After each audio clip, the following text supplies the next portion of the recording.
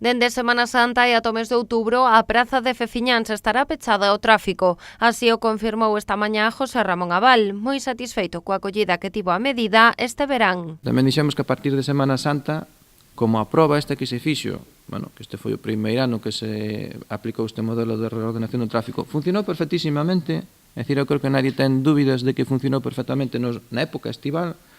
Pois eu creo que agora é moi razonable que xa neste ano, neste próximo 2019, dende Semana Santa ata outubro, eu creo que estamos a gran maioría, tanto de veciños como de comerciantes. Este ano a praza leva pechado o tráfico dende finais do mes de xuño. Tras finalizar a época estival, o Concello comezou con varias obras no entorno. Primeiro foi o soterramento do cableado da luz. Agora será a instalación telefónica que obriga a prorrogar a medida. Tuvemos que programar as obras para que fose no inverno.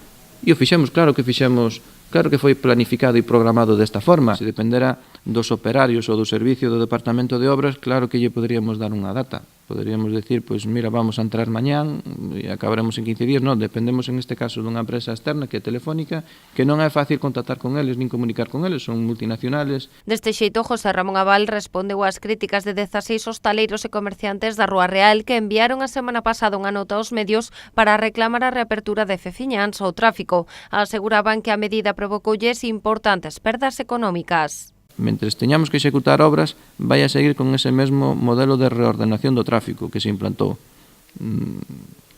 e que está funcionando razonablemente ben.